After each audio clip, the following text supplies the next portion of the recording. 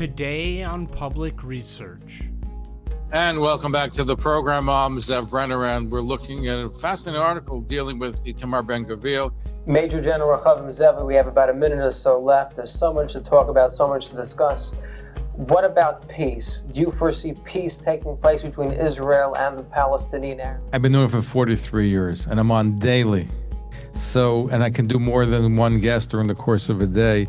So I've had thousands upon thousands of people from all walks of life. And you have to understand, my show is very diverse. I can cover one topic one day, Yiddish theater, what's happening in the Haredi, Hasidic community, what's happening in Israel. You can have mayoral candidates, presidential candidates. We can cover everything affecting the Jewish community and the Jewish world. And I'm proud over the course of time that we're able to do that. You know, there's always been Jews who are on the left, who are very progressive. They may be Jews by birth, but not Jews by deed. And they're the ones quickly to sympathize and work with our enemies. And they're the ones that to say whatever they hear for the enemies saying, listen, you see, even now, Hamas rallies across the United States and on college campuses, and you have Jews that are participating that believe Israel is a genocide state. And you have all these groups that are so uncomfortable with their Jewishness that they're willing to side with people who would kill them. That's the irony of the whole thing. Had they been in Israel, they would not have been spared the wrath of these Hamas terrorists. But they don't want to realize and acknowledge that. Perhaps no one alive has spoken to more Jews of consequence than Zev Brenner, the legendary broadcaster who has hosted his radio show covering Jewish and Israeli affairs from his studio in New York City for over 4 decades. Flawed. Okay. You don't belong writing for Yeshiva World and Vance. Rav Shia, let's do one at a time. People are confused. No, I want to go back. People are confused. We're going to get to think that all these Rosh Yeshivas came to be in Yeshiva. You be honest. You can write 32 Svarim, but if you're not honest, let's lower the tent a little bit because people are confused what's going on. Today I turn the tables on the famous interviewer and rabbi and pick Brenner's brain about the art of interviewing, Israel, anti-Semitism, October 7th, and the war in Gaza. Can you tell me how you heard about October 7th? Well, I heard about October 7th on October 7th in shul, in synagogue. And people were talking about it, and nobody knew exactly what was going on, but knew something tragic was transpiring. And as the time went on and people heard from outside sources what was going on, so it was a tragedy. And then, again, we didn't know the extent of it until later on, but we knew something horrible was happening. Was that really hard for you not to go onto the internet, or? Well, true. And now remember, it's Shabbat and Sunday. Sunday was Simchas Torah in America, and I don't use any electronic devices on Shabbos or a Jewish holiday. So we had to ask non-Jews, number one, what was happening. But the truth is that even when you go to shul, you go to synagogue, a lot of people knew what was going on. The rabbis knew what was going on. So I remember on Simchat Torah, we're at Lincoln Square Synagogue, and everything was muted, and everybody, of course, was sick and saddened by what's happening. So people were getting an idea of what was transpiring. Was it just somebody personally coming up to you, or was it the rabbi announcing it, or? Well, the rabbi was announcing it. People were talking, and people were sharing information, and we were knowing that something tragic was transpiring. So, again, it was on Simchas Torah itself was a little bit later than when in Israel. So the news was filtering through. I wonder when you came out of when you were allowed to use electronic devices. That must have been interesting. Was it like, how should I approach this? Should I go to YouTube? Should I go to the New York Times? Do you remember that process for you? I'm trying to remember. Probably turn on the television was watching Fox News, and probably all likelihood, because they were excellent coverage of what happened. And other channels were good too. So, and on the internet, we get bombarded between the WhatsApp groups and I subscribe to a lot of Jewish news chat, whether it's Vass's Nice, Yeshiva World News, Israel 365. There's so many different information sources from Israel. So I did tap into a lot of those. So, on a more intellectual level, were you shocked? What surprised you most? What were your thoughts about what occurred? I mean, two things. Number one, that it happened, because the fact that the Israeli defenses, all the intelligent equipment and the internet and all the new ways of fighting warfare didn't work. It failed. And number two is how long it took to help those beleaguered Jews, the beleaguered Israelis that were trapped behind what became enemy lines. How active are you? Are you on? I know you have an account on Twitter. How active are you on it? I mean, I post stuff on Twitter. I primarily post my programs itself to engage in conversations with people. On Twitter, I really don't do as much. So I had the experience. I will confess, I was not observing Shabbat during October 7th. So I'm sort of a night owl. I watched October 7th happen in real time. I remember the first video of this car driving around with the gunman and being like, "That's weird. That must have been a fluke." And then just watching the horror play out. And what I got to see, which I don't, for various reasons, I don't think you got to see, was the events were horrible, but then there was the double injury of watching people celebrate it that you had no idea were sort of so monstrous. And that was just shocking. Just people saying glory to the heroes and stuff. Were you surprised by did you anticipate the way that people would react with the instant accusations of genocide, et cetera, et cetera? Not really, because if you analyze every time there was a terrorist incident killing innocent Israelis and Jews, you found a celebratory mood in Hamas, even the Palestinian areas. They gave out candy. They were jumping up and down. They were shooting guns in the air. So in this situation, they felt victorious because they've accomplished something which they haven't done, is to kill so many Jews in one day. Biggest amount of Jews killed since the Holocaust. So I'm not surprised that you find the Hamas and their supporters were celebrating. That's unfortunately part of what they're taught to believe. They grow up hating Jews, even in Hamas areas. In Gaza, people say innocent Gazans, but they've grown up to hate Jews in their curriculum, in their schools. So it's not surprising that they will view this as a victory. Were you surprised, though, that, I mean, it surprised me, like Jewish Currents, which is an anti-Zionist outlet, ran an article 6 days after October 7th by this academic, Ross Siegel, accusing Israel of genocide. 6 days. Did that surprise you? You know, there's always been Jews who are on the left, who are very progressive. They may be Jews by birth, but not Jews by deed. And they're the ones quickly to sympathize and work with our enemies. And they're the ones that to say whatever they hear for the enemies, saying, listen, you see, even now, Hamas rallies across the United States and on college campuses, and you have Jews that are participating that believe Israel's a genocide state. And you have, whether it's on the extreme left, like you have those Jews for Justice, and you have the Neturei Karta on the right, and you have all these groups that are so uncomfortable with their Jewishness that they're willing to side with people who would kill them. That's the irony of the whole thing.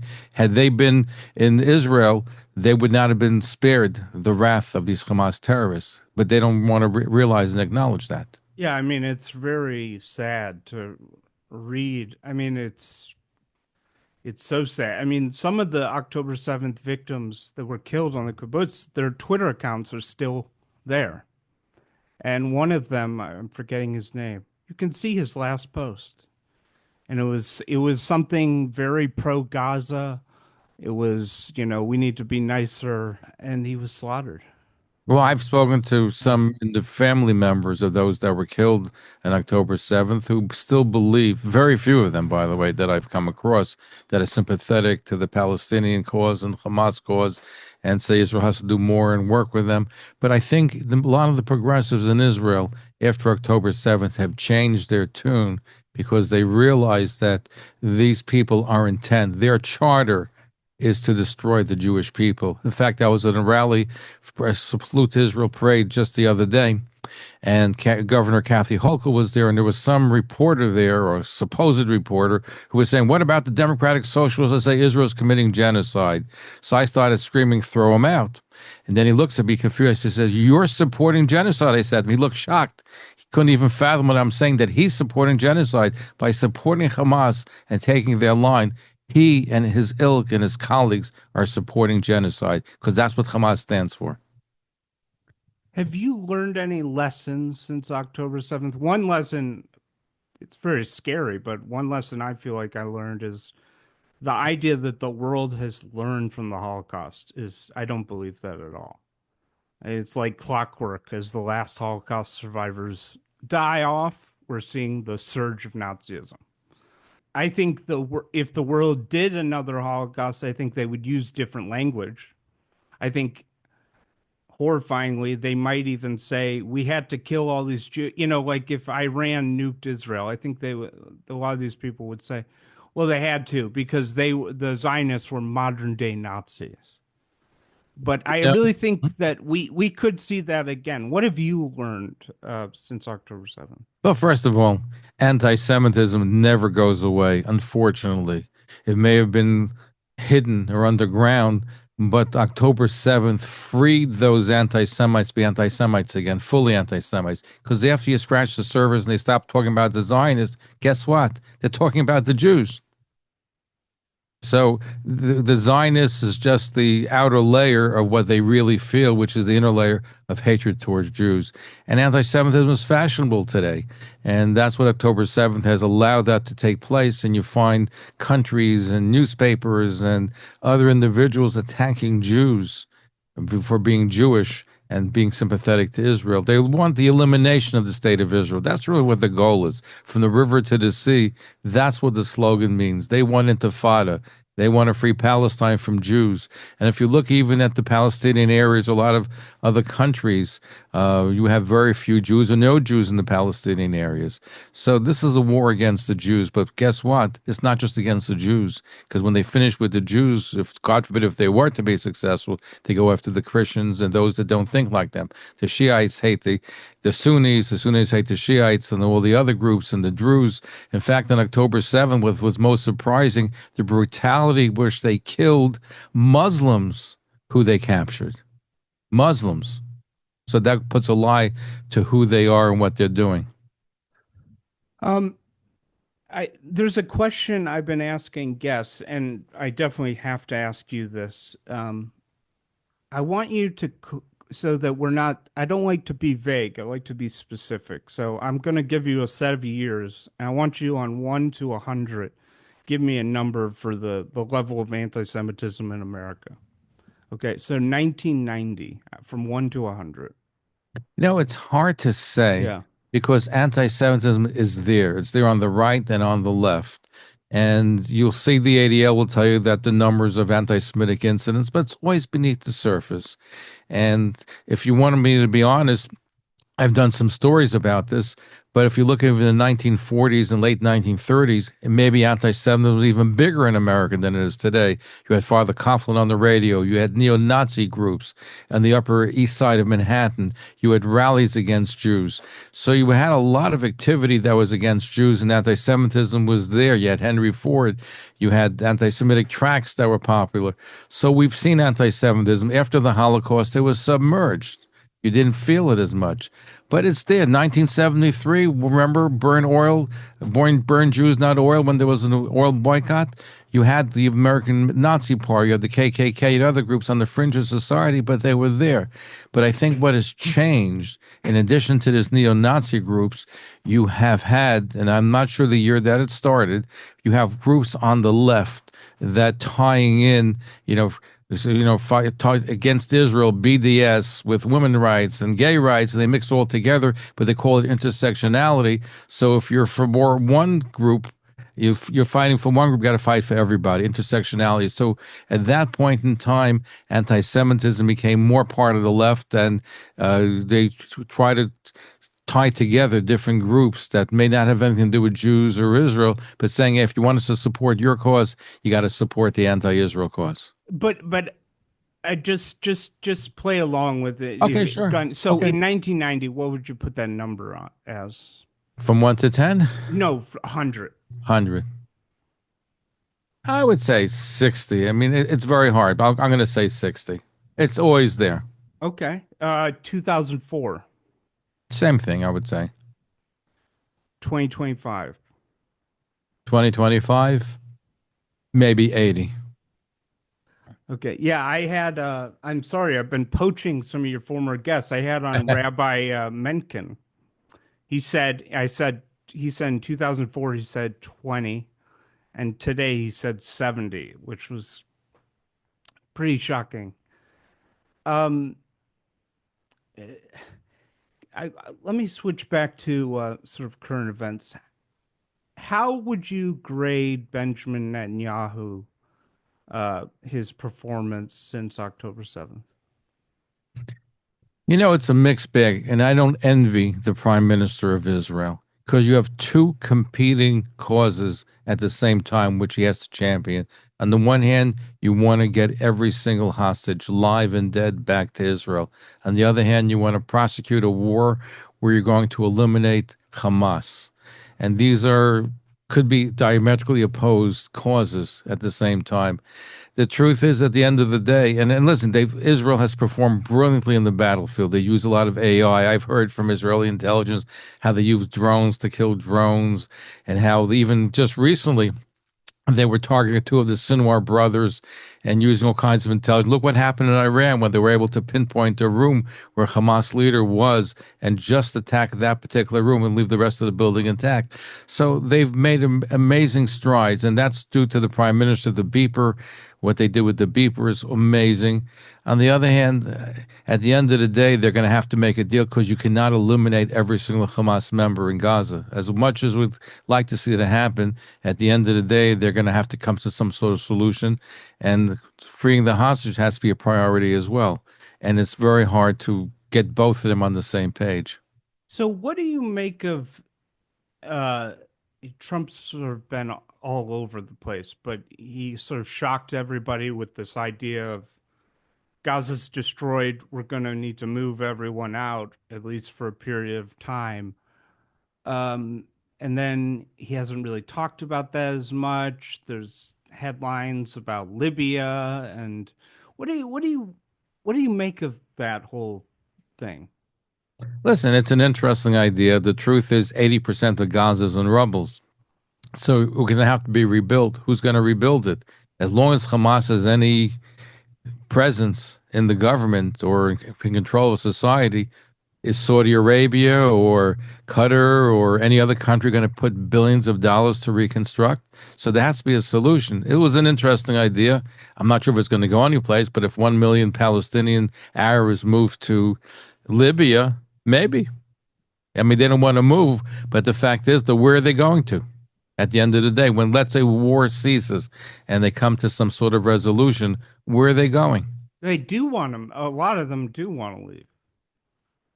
So then if that's the case, they should be encouraged to leave. But whether it's Libya or Egypt, Jordan, by the way, is a Palestinian state. People say there should be a Palestinian state. There is a Palestinian state. Jordan, 80 to 90% of the population you can classify as Palestinian. So King Hussein is an import. He wasn't even born in this area. He was born, whether it was Iraq, and the English brought him. His grandfather brought him to Jordan to create the kingdom, the Jordanian kingdom, the Hashemite kingdom. So it's a recent implant.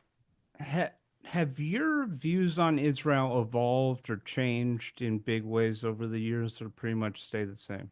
I would say pretty much stays the same. I believe in a strong Israel. I believe Israel has to have the proper defenses.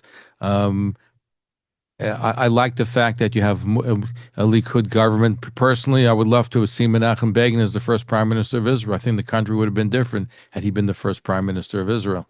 Tell me more about that. Why? What do you have against Ben Gurion? Listen, Ben Gurion did a lot of great things. And he accomplished quite a bit, and he helped establish the state of Israel. But the fact is, though, one of the marks that I feel was wrong what Ben Gurion did is when Menachem Begin was bringing much needed arms to Israel on the Altalena, he had the Sip Shunk, and you had all those weaponry that was sunk to the bottom of the sea. Menachem Begin, to his credit, said he's not going to fight against a fellow Jew, and he basically didn't do anything to retaliate, and he merged himself into the Israeli army. But can you imagine a different Israel that would not have been labor and socialists until 1977, been at the helm? I think it would have been a different Israel. I looked at a chart. Actually, I made it with ChatGPT, but I fact-checked it. I could show it to you of the I forget the thing, the gross, I forget what it is, GDP per capita, and comparing Mexico, Syria, Yemen, Israel, and the UK. And it was just extraordinary. One, Yemen and Syria are like this at the bottom. Nothing. They have much bigger populations. And then Israel is now past the UK. And it's just extraordinary how a country that, nobody's been trying to wipe out Yemen for 77 years. How did they do? Do you have any theories? How did they become so rich? It's just amazing.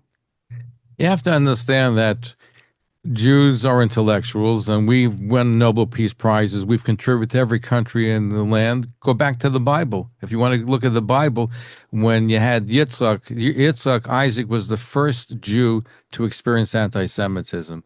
And the king of the Pelishtim told him to leave because he was very successful with his wells, and he moved. And then what happened was the economy got very bad. The king went with Fichol, his chief of staff, to Yitzhak, and he said, "Listen, we love you." And he said, "You hate me. You threw me out, basically speaking."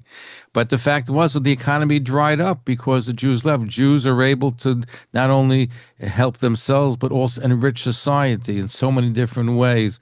And when the Jews came from Russia, when they came from other parts of the world to Israel, their know-how was able to create not only this desert made into an oasis, but also was able to take technology, and look what they do with AI and Waze, and all the major technology in the world is based on Israeli know-how.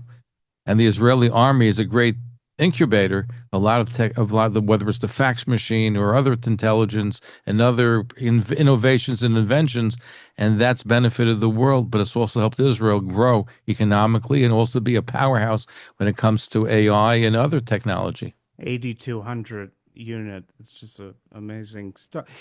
When you look back at Israeli history, I have friends in Israel, and they see certain crux points where Israel made a big mistake, not doing X or doing X instead of Y. When you look back at Israeli history, do you see moments where they should have turned right, but they turned, or when they made a fatal mistake? Well, first of all, go back to 1967. I think Moshe Dayan made a very gigantic mistake by giving the keys of the Temple Mount to the Waqf and their control of the Temple Mount. So I think that's a huge mistake. And Chief Rabbi Goren was upset with him. And the greatest, if you want a piece of historical trivia, which I think is fantastic, the Israeli army was about to capture Hebron. Rabbi Goren, the chief rabbi, was afraid that they were going to give away the tomb of the patriarchs. He actually went in his Jeep, and he got there before the Israeli army got to Hebron, and they surrendered to Rabbi Goren, one man in a Jeep, or a couple of people that he had with him, and he told Moshe Dayan, "Over my dead body, you're going to give away the cave of the patriarchs," and that was saved. That unfortunately didn't happen with the Temple Mount. One mistake. 1973, I thought Israel was unprepared, or figured they didn't want to seem to be the aggressor, so they let the other armies, the Egyptian armies, Jordanian armies, invade them in 1973. A similar kind of mistake to what we saw happen in October 7th. I have a pretty right-wing Israeli friend. He thinks the big mistake was that Israel basically should have acted, and it would have been condemned by the world, but basically acted at the end of that war. Israel should have won it more decisively, so that this whole Arab-Israeli conflict there couldn't even be one. So basically, just not create these two sort of limbo regions of Gaza and the West Bank where, people aren't really sure what it is. And just do more, like what happened in Pakistan and India or with the Germans in Poland after World War II. Just do more population transfer, fully conquer these areas. And instead, Israel created these two limbo regions that it's not really clear what they are, and that was a crucial mistake. What do you think of that? It's very easy to advocate population transfers, and you had two individuals. You had Rechavam Zevi, who spoke that. You had Rabbi Meir Kahana, who they took out, they wouldn't let him to run for the Knesset again, who advocated population transfers. It's not easy to do. And remember, Gaza was captured from Egypt. Egypt didn't want Gaza back. Judea and Samaria, which Israel had no intention of ever relinquishing. At one point, Jordan decided not to even seek to get it back again. But the problem is that you had a hostile population there, and it's not easy to deal with it. Population transfer, I don't think the world would have allowed Israel to do that. I looked, my view on the two-state solution stuff really changed one night. I went on Google Maps and I did 3D mode. I don't know if you've done this, but you can basically fly around the Earth in 3D mode on Google Map Earth, if you've ever done that. And I looked at the borders of the two-state solution proposal. And actually, I made a video. I'm going to share this with you because I have a question about this.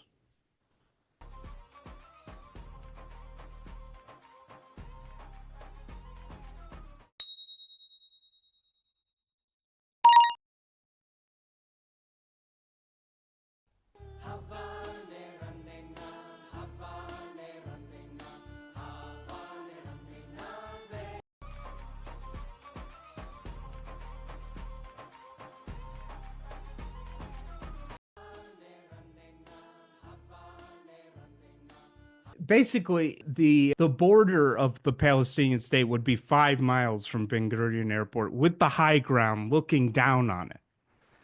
And it seems insane. Like it's so close. You can see Ben Gurion Airport so easily. And then I typed in, I said, what's the weakest rocket that Hamas has? How far does it go? And it said like over 6 miles. I'm like, okay, this was never going to work. What were they? Yeah. No, I agree with you. I mean, the fact is, the one thing that we learned in October 7th is territory does matter, because when you have troops coming in and the closer they are to major population centers, the more dangerous it is, and you have to have more land. And the truth is, Judea and Samaria belongs to the Jewish people. And this whole area was to cede it and say there's a Palestinian state. As I said earlier, if you want to get real technical, under the Balfour Declaration, all of what is now, including Israel and Jordan, was supposed to be given to the Jewish people. So Jordan is really a Palestinian state, so they want a second Palestinian state. That's really what they want. But the truth is that Israel should not really recognize a Palestinian. It can't, because it's a dangerous situation. Well, here's my question, though. At the time, I can't believe they even proposed. I was thinking about it, and I came up with what I thought would actually it won't happen. What would actually be a viable two-state solution? And I looked it up, and it's, according to ChatGPT, no one else has ever proposed this. But I was thinking about what would actually have worked, and it would have been like a expanded Gaza two-state solution. Israel would get the entire West Bank, and then you just like double or triple the size of Gaza, extended south. Then they could have their own port and airport, and it wouldn't have the high ground. At least that wouldn't be as dangerous. It won't happen. But the Palestinians don't want that. Yeah. Given by labor governments, 98 or 97% of Israel. Bill Clinton said to Yasser Arafat, you turned it down. But they didn't want that. They don't want 97, or they want 100%. They don't want Israel, period. Yeah, my question was, in the 90s, why did anybody point this out? I mean, just the topography was ridiculous. They have the high ground 5 miles from Ben Gurion. Was there discussion about that during that time? It might have been, but I think there was a lot of thinking that territory wasn't as important as technology. With technology, you could defend your borders readily, and I think October 7th put that to put it to a test and put it to a lie. You need more than just intelligence, more than just sophisticated, walls. You need not just technology. You need actual land. Land matters. Land matters. And I think that's an important lesson on October 7th. And I believe in early years, maybe they felt technology would be the solution. Well, here's the problem. So, would you support Israel annexing the West Bank? I think that's just like they annexed the Golan, they annexed Jerusalem, Judea and Samaria should be annexed. It is part of biblical Israel. It's our country. Okay, so what then? Let's talk about the elephant in the room then.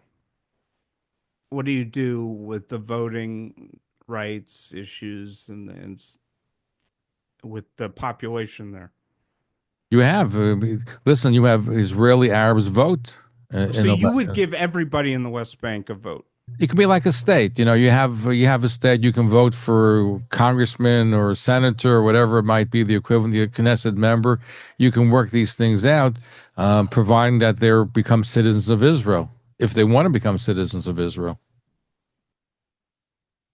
But you'd have to be a citizen. So if all of the Arabs of the West Bank said, "Okay, we want to be citizens," you would grant them that? I think so. I think that would be a fair thing. Question is, like you said, the area could be one area. So for Judea and Samaria, they can have X amount of seats. It could be determined. These are issues that could be worked out. But yes, there be just like you have. Look, it's the part of 20% of Israel today is Arab. 20%. Okay, so you would want, but you would want a little modification, so it would be a little bit different than being a citizen, an Arab Israeli citizen in Tel Aviv. I think Jerusalem could be a good model. If I remember correctly, the citizens of Jerusalem that are Arab are citizens of the state of Israel. If they're citizens of the state of Israel, they can vote in Israeli politics. Okay, and so Israel annexed Jerusalem. So you don't have any concern about what this would do demographically or et cetera, et cetera? It's like having a New York State and you can have Wyoming, so you can have X amount of votes given to that particular area. So I think that could be worked out. Okay. As an interviewer, how is your approach? Has it changed over the years? How do you prepare for interviews? What have you learned as an interviewer over the years? Well, one of the things that I've tried to do over the course of time is listen to what people have to say. And maybe when I first started out in broadcasting, maybe I had a script and had some questions and try to stick to a script. But I don't like to stick to a script. I like to hear what the person is saying and respond to it. And sometimes I can go in a different direction than I thought I was going to go in based on what my guest has said. So those are things that I try to hone and refine over the course of time. And yes, I mean, the sources that you get information today are different. I'm doing this for 43 years, so I have more access, whether through the internet or you can ask questions and find information. There are lots of things that you can get today that you didn't have years ago, which makes one a much better interview because you have more information at your fingertips. You've done so many interviews, so you have such a... There's not many people like you. There's Terry Gross, there's Charlie Rose, there's Zev Brenner, who've done so many, who've done so many interviews. So you guys have learned stuff that most people don't know. What do you do when a guest is not doing great, not engaging a lot, or maybe giving a bad attitude? Do you have any tips? Well, first of all, I remember one time I had the former head of the FBI. This goes back maybe 20 or 30 years. I don't remember his name. Whatever question I asked him was yes, no, yes, no. Very hard to conduct an interview when you're not having a dialogue. He's just giving you monosyllable answers. So I had to cut the interview short. And I moved to something else. That's the being on radio gave me it was live, so I was able to say thank you very much and move on to a different topic. So that's what sometimes you have to do. And sometimes you have to cover for people. If sometimes they put words in the mouth because they're stumbling and they're not sure what to say. So you help them along the way so they don't look so bad on air. What interviews have you been the most nervous for in your career?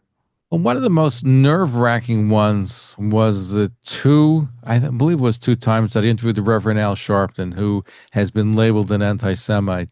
And he agreed to come to me. One time he came to my studio, and one time we brought him to a glatt kosher restaurant in Manhattan called Mendy's.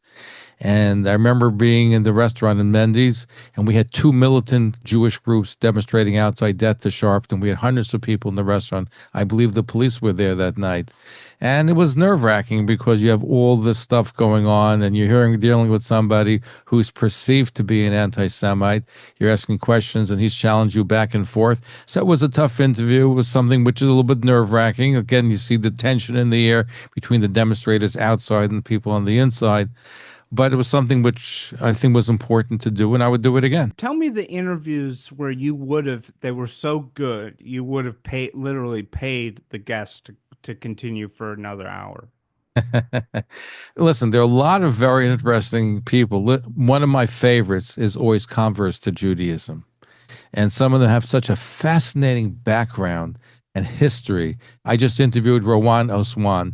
She was born in Syria, moved to Lebanon, and she grew up hating Jews, being afraid of Jews. And her father was a Shiite, her mother was Sunni, and she wasn't particularly religious. She was an atheist, but she goes to France, and she ends up being in a Jewish neighborhood, and she goes into a store and sees a Jew with the beard and the side locks and the whole works, and she panics. This is a terrible person. The Jews, what I've been heard about. And she runs out. She drops her purse and everything, goes back to the store later on, and the storekeeper's Jewish. She's nice to her. So today she's in the process of converting to Judaism. She's living in Germany. That's the kind of program. It was great. I could spend more time with her, people of that nature. Just fascinating how people change from growing up hating Jews or being the son of people who kill Jews, and now you're a member of the tribe or in the process of becoming a member of the tribe. Is this true that you were involved in an FBI sting operation?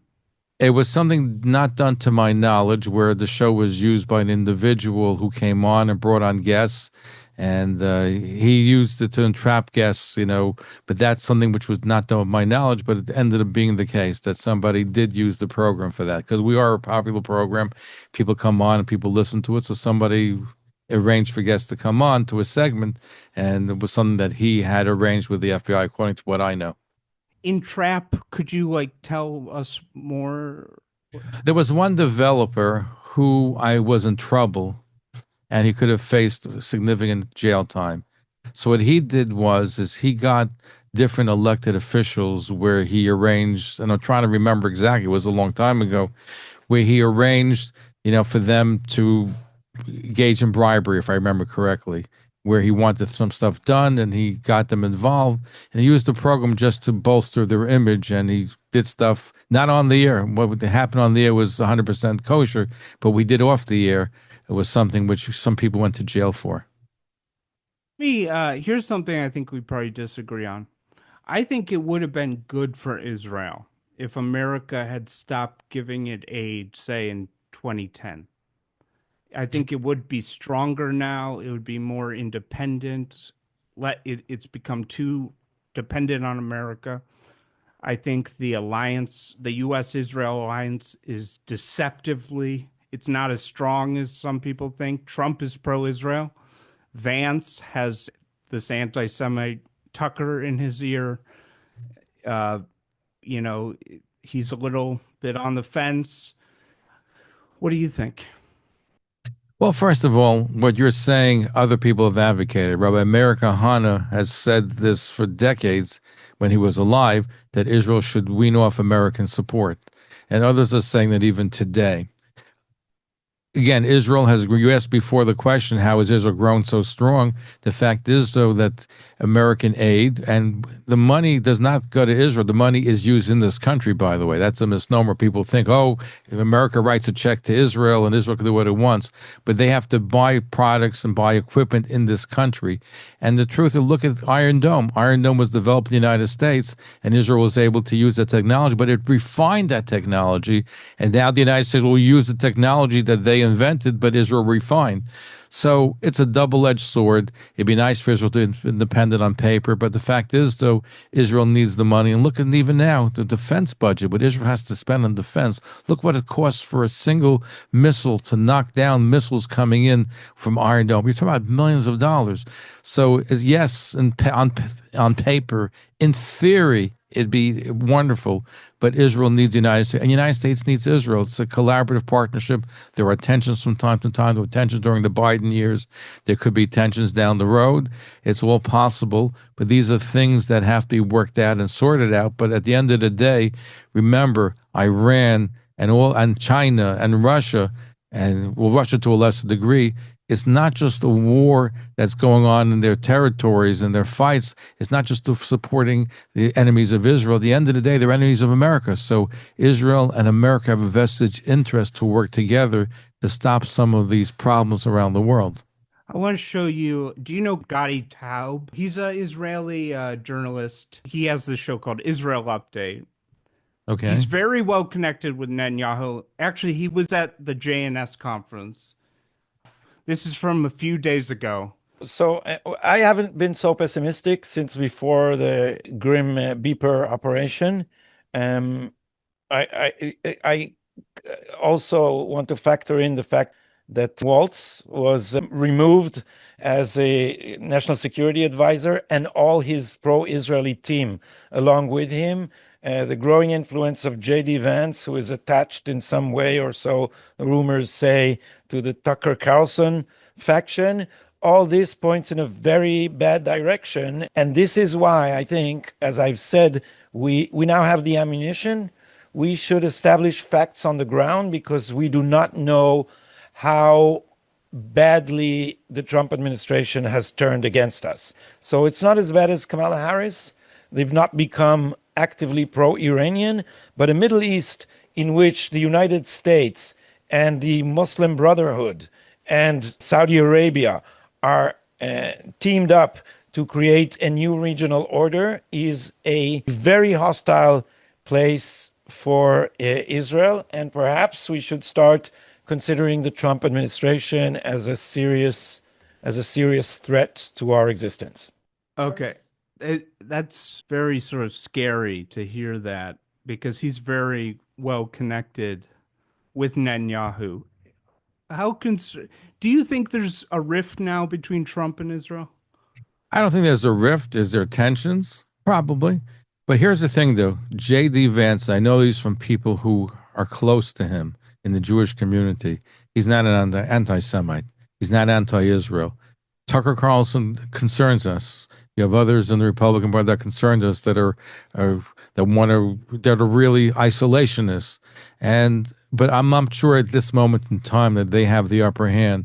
Listen, the president had no intention of going to Israel. The strip was going to Saudi Arabia, go to Qatar, go to UAE. Israel was not on the map on here. And even with Iran, and Iran is the most concerning issue to me and to others. And the way the Ayatollahs are talking and Iran is talking about, they don't want to give up on the centrifuges. So that could be a dead end. Because I can't see President Trump making an Obama kind of deal where he's basically reviving exactly the same formula that was a failure with Obama, doing it again. Yeah, so I'm not saying Vance. I'm not saying Vance is anti-Israel, anti-Semitic, but on election night, who was he hanging out with? It was Tucker Carlson. He's very close with Tucker Carlson, who hosted a Holocaust denier, who said, I don't know if you're aware of this. Do you know he said recently on an episode that he mused aloud, maybe it would have been better if Hitler had won World War II? I don't want to be dark. I know this is going to be clipped, but at this point, Europe is so, and I love Europe and I'm there constantly and I have family there. I mean, I really love Europe truly as an American. Yeah. But it's so degraded, I don't know. I don't even want to say it. I'm not even going to say would it actually be worse or not. But it's pretty bad right now. I mean, that's pretty concerning to have that kind of guy walking around. Tucker Carlson is worrisome, and there are others like him out there, worrisome. But he's not a member of the administration. He may have the ear of certain people, But at this moment in time, I don't believe there is a rift. There's tension, but I don't believe there's a rift. There's a difference. And at the end of the day, I hope that Iran, which is the biggest problem that faces Israel and the United States, hopefully they can come to a solution, which does not include making a deal with Iran, which would be a terrible deal. To shift, this is a bit random, but the Rebbe, the Chabad Rebbe, I've always wanted to ask this. I've watched clips of him handing out dollars and saying stuff, and I don't want to be offensive at all, and I respect the guy totally, but I've always feel like I don't get it. Why is he revered as like so brilliant? Like I feel like I'm missing something. Can you sort of help me out a little bit? Okay, first of all, you have to understand the history. The Lubavitcher Rebbe came to the United States, and Lubavitch was a very small movement. Very small movement. The genius of the Rebbe is he was able to revitalize. Remember, a lot of Chabad and a lot of Hasidim were killed during the Holocaust.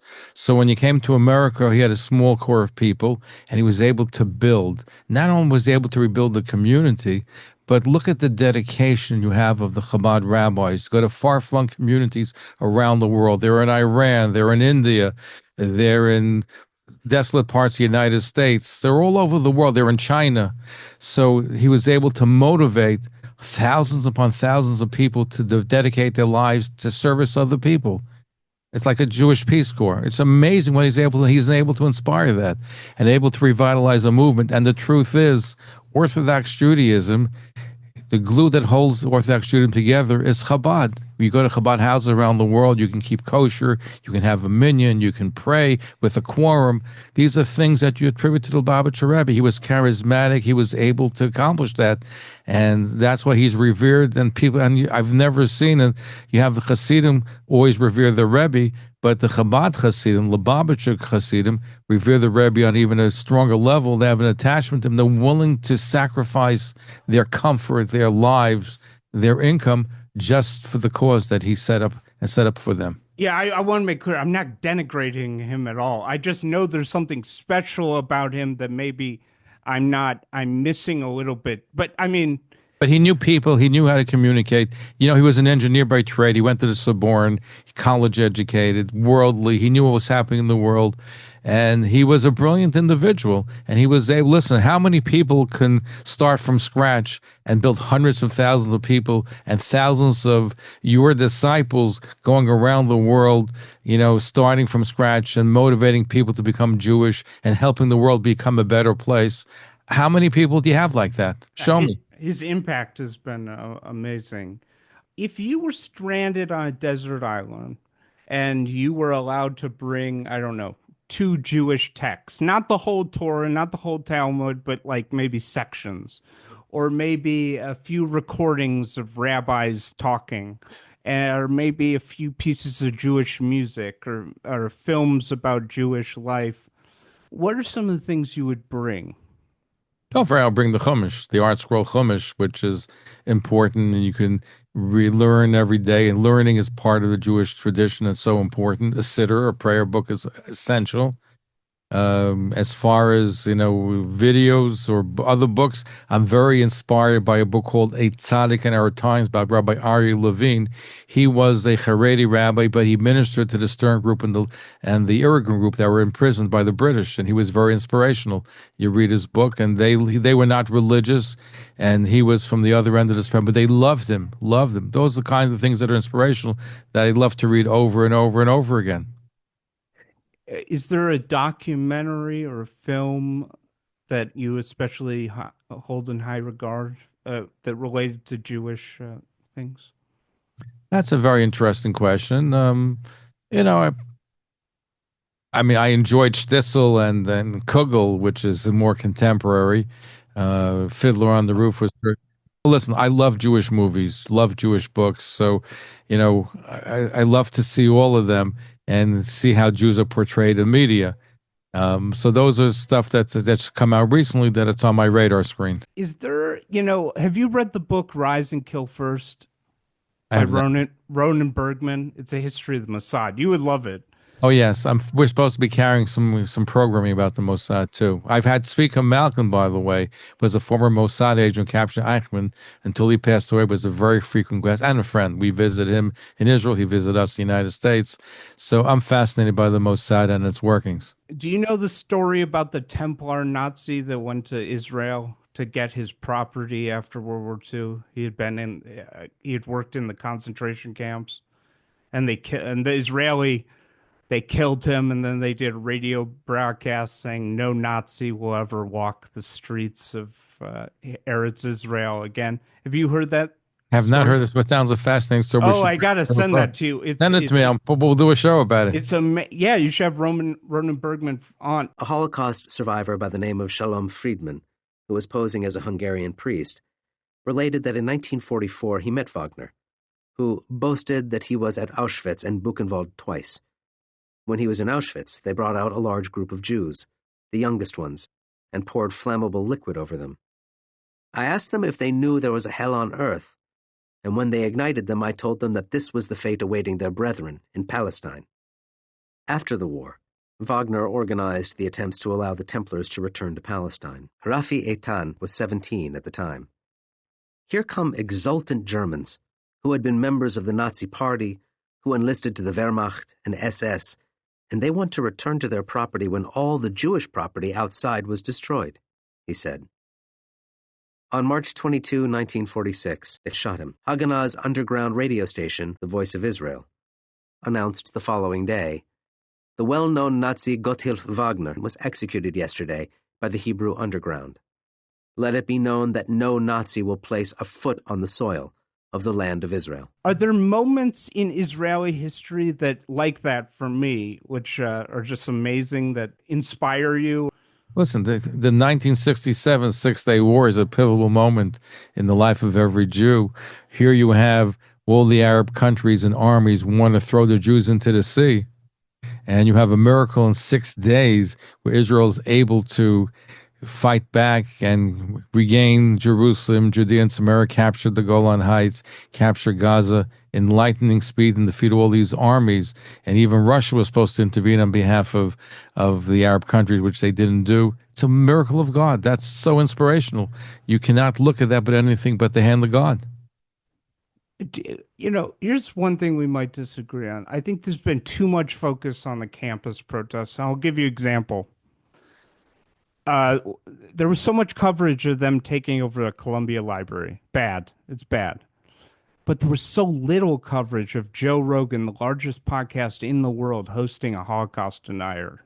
This guy, Daryl Cooper, who says the Nazis killed the Jews because they were worried about the Jews would go hungry. That didn't get much coverage. YouTube has pretty much ended content moderation. They're monetizing literal Nazi shows now. I feel like that's more important than the library takeover. What do you think? You know, it's not a question of more important. They both should be given equal weight. And the media's, I'm not sure what makes them decide to pick up the campus protests more than some of this anti-Semitic activity. There's a lot of them going on around the country. I can tell you the story of a school which we covered in some part of the country where this isn't a public school, they have people, heroes to admire, they have Hitler on the wall, okay? In a public school in some part of the country. Where is that? What school? I can check it out. It was a year ago we did a show about that. Wow. And there was an Israeli parent who objected, and I interviewed the Israeli parent of a child in the school where they have people to be admired. This is the United States. This is a public school, and you have all kinds of things going. In New York City, public schools get attention where we're allowing students to go out and to demonstrate on school time. Where the Chancellor of New York Education didn't really condemn the students for trapping a teacher in a schoolroom. She had to closet herself there because they were threatening her because she's Jewish. Nothing. These are taking place. It didn't get a lot of attention. There are lots of these incidents that are taking place. And my job on air is to try to bring those to light and try to get people active and talking about it. College protests are important because first of all, and here's the thing though, for over 40 years, foreign money has gone into campuses to make it a woke place where they teach anti-Americanism, anti-Israelism, colonial Jews are colonials and settlers, et cetera, and this has been going on. It's become highlighted now because of the events of October 7th, but this is going on. They've wasted American education. They've poisoned the mind of hundreds of thousands of students over the course of time. This is just an outrage. Oh, it's very important. All I'm saying is I would like, I think absolutely. I agree with you. It should be highlighted. And I don't know why the media algorithms, pick this over that, but you're absolutely right. I was thinking about this, and actually I poached another one of your guests, I'm sorry, Menachem Butler. Okay. Zev Brenner, and we were talking about how much we love your show and how we were talking about how important historically your show is, like as an archive of Jewish history. And I was thinking about how many people you've interviewed for decades across the Jewish community. Do you think anybody alive today has talked to more important Jews than you? I've been doing it for 43 years, and I'm on daily. So, and I can do more than one guest during the course of a day. So I've had thousands upon thousands of people from all walks of life. And you have to understand, my show is very diverse. I can cover one topic one day, Yiddish theater, Yiddish influence, or Judaic influence on Western civilization. Look what's happening in the Haredi Hasidic community, what's happening in Israel. Talk about other things. They can have mayoral candidates, gubernatorial candidates, presidential candidates, prime ministers. So we really a variety. We're not a religious program per se. We can cover everything affecting the Jewish community and the Jewish world. And I'm proud over the course of time that we're able to do that. And I don't think anybody else has the amount of programs that I've had and interviews that I've done, and we've had an impact. I'll just leave you with this story. We're very proud. A number of years ago, I mentioned the Torah Carta. Torah Carta is a group of people that are ultra-Orthodox. They dress in Hasidic garb, but they're very supportive of Hamas and Palestinians, and you find them in every single demonstration against Israel. You'll find them there. So a number of years ago, there was a man, Rabbi Moshe Aryeh Friedman, in Vienna, one of their leaders, and he had neo-Nazis come to his kid's bar mitzvah. He supported Yasser Arafat and Hamas and all these terrorist groups. And I got a call from him from Vienna. He wanted to come on the show, and I grappled with myself to put him on, not put him on. I decided to put him on the show. We had him on for a couple hours. The phone calls were fast and furious, screaming at him, yelling at him. But at the end of the night, I got him to denounce neo-Nazis, Yasser Arafat, and some of the other ones. Now, he brought the Torah Carta to a Holocaust-denying conference in Tehran. He didn't want to denounce Iran. Maybe they were going to pay him big dollars to be chief rabbi of Iran. I'm not sure. The second time I had him on the show, I got him to renounce the Torah Carta, to renounce Iran. I proclaimed him a Zionist. And actually, I got him into Israel because he was afraid to be arrested for bringing the Torah Carta to a terrorist country such as Iran. I called the consulate. I was able to allow him to go to Israel. So that, to me, is one of the most crowning achievements of my career, that I'm able to take somebody who is Jewish, religious, hostile to Israel, and convert him to the other way. Thank you so much. Wonderful. Thank you for what you're doing, and keep up the work. We got to keep this information flowing. Knowledge is power. Knowledge is power. Thank you so much. It's an honor. Okay. You're a legend. Have a great day, Zev. Thank you. Bye-bye.